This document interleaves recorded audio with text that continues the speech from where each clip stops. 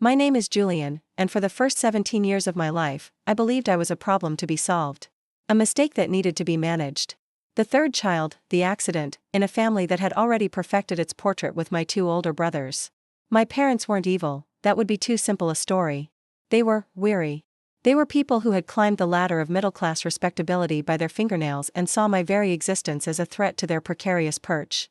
My brothers, Liam and Noah, were masterpieces. Liam, the charismatic future engineer. Noah, the disciplined aspiring lawyer. They fit the mold. They understood the unspoken rules of our household: achieve, conform, and above all, do not make waves. I was the wave. I was the kid with paint-stained jeans because I spent my after-school hours in the art room, trying to capture the way the light bled through the dusty windows. I was the kid with the C+ in chemistry and the A+ in a creative writing class my father called a waste of taxpayer money. My dreams were not just dismissed, they were treated as a form of rebellion.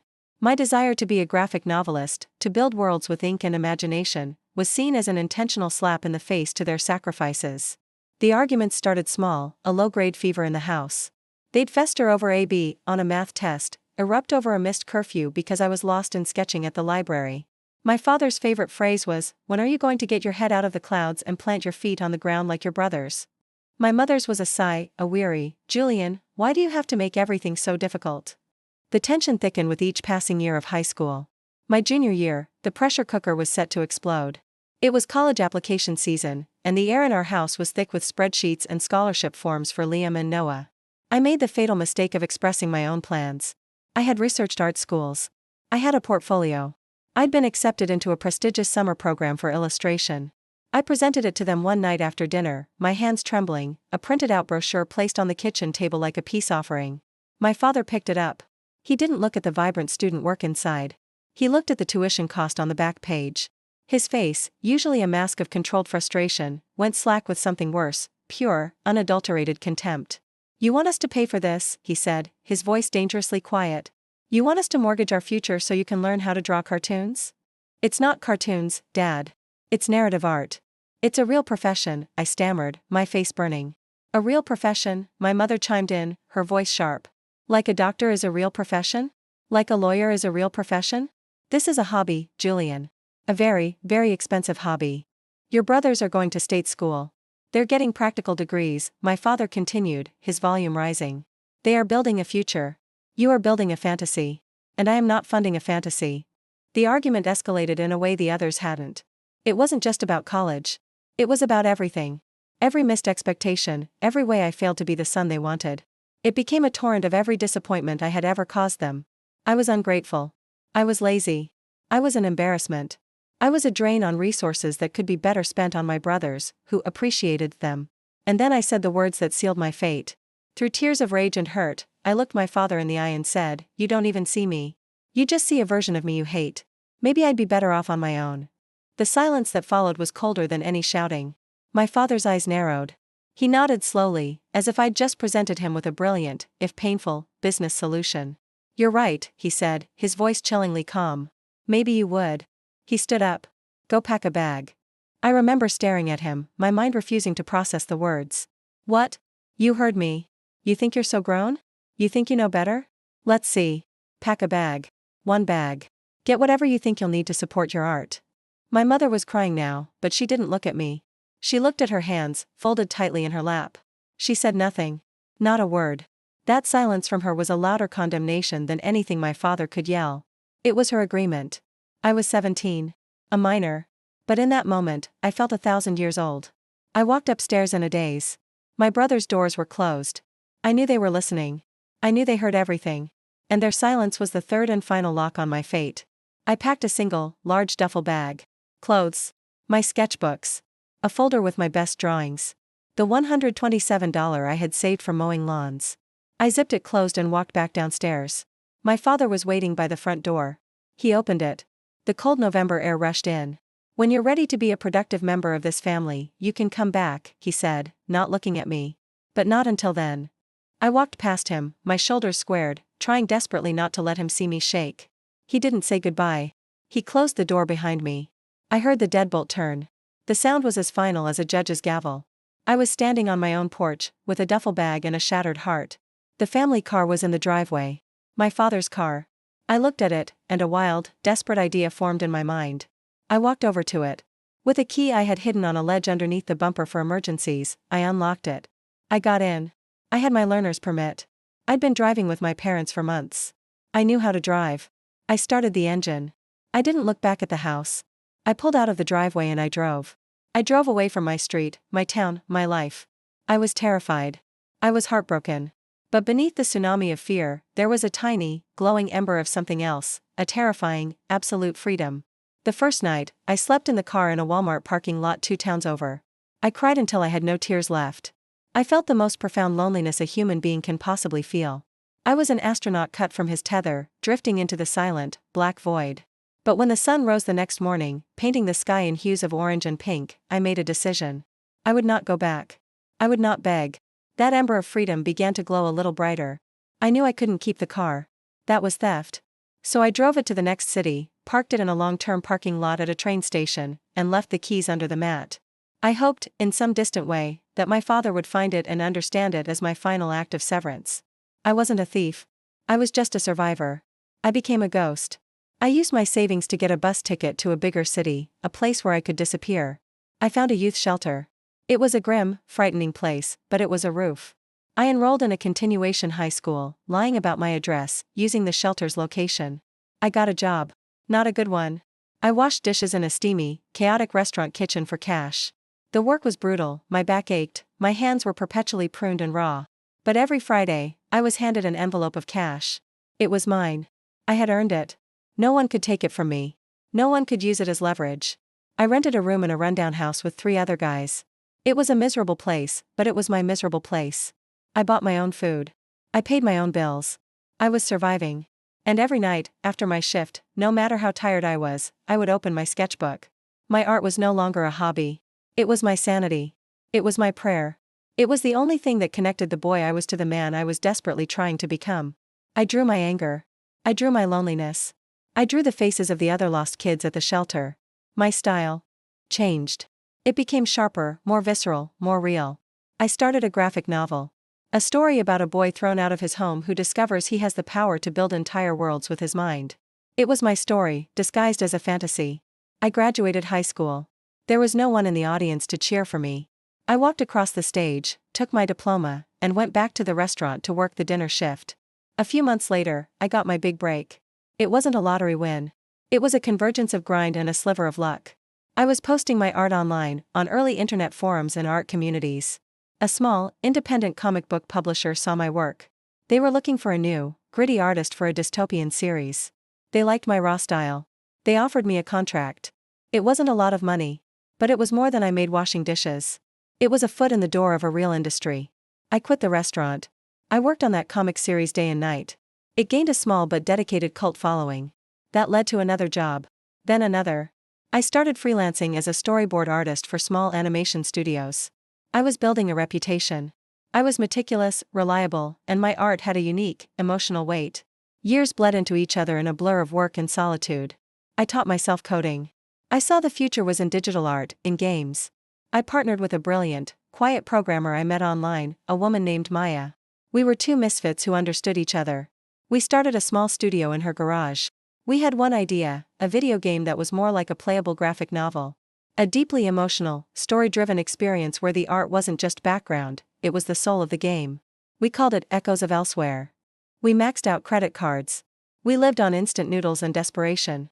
We worked for 3 years, fueled by a belief in our vision that bordered on insanity. We released it. And the world noticed. Echoes of Elsewhere became a sleeper hit. It won awards. It was praised for its breathtaking art and its heartbreaking story of isolation and redemption. It sold millions of copies. Almost overnight, our tiny garage studio became a multi-million-dollar company. We were acquired by a major gaming giant. Maya and I, we were set for life. I was no longer Julian, the thrown-away kid. I was Julian Croft, co-founder of Ethelgard Studios, a visionary in the gaming world. I had a beautiful home. I had financial security my parents could never have dreamed of. I had a found family in Maya and the incredible team we built. I had everything. And yet, the ghost of that 17-year-old boy on the curb still haunted me. I had never contacted my parents. Not once. They didn't know where I was, what I had done, if I was even alive. As far as they were concerned, I had vanished from the face of the earth. I thought about reaching out. Now that I was a success, by their narrow definition, maybe the wound could be healed. But every time I considered it, I would remember the sound of that deadbolt. I would remember my mother's silent, folded hands. The hurt was a fossil, preserved perfectly in the bedrock of my soul. I decided to let the past stay dead. And then, 20 years to the month after I was thrown out, my past found me. I was served with legal papers. I was being sued. I sat in my sleek, modern office, the papers trembling in my hand. I had to read the plaintiff's name 3 times before my brain would accept it. Liam and Noah Croft, as trustees for the estate of Robert and Eleanor Croft. My brothers. Suing me. For what? I began to read, and with each word, the world tilted further off its axis. The lawsuit was for parental support and unjust enrichment. The claim was staggering in its audacity. It stated that my parents, now in their 70s, were in failing health and facing catastrophic medical and long-term care costs. Their life savings were depleted. Their sons, Liam and Noah, had shouldered the financial burden but could no longer manage it. And then came the core of their argument. They claimed that my success, my wealth, was built on the foundation they had provided for me. The 17 years of food, shelter, and clothing. They argued that by throwing me out, they had, in their words, forced me to become self-reliant, and that this tough love was the direct cause of my success. Therefore, I was unjustly enriched by their actions and owed them a portion of my wealth, a sum totaling in the millions, to repay them for my childhood and to support them in their old age. I read the document again and again. I wasn't angry. I was awestruck.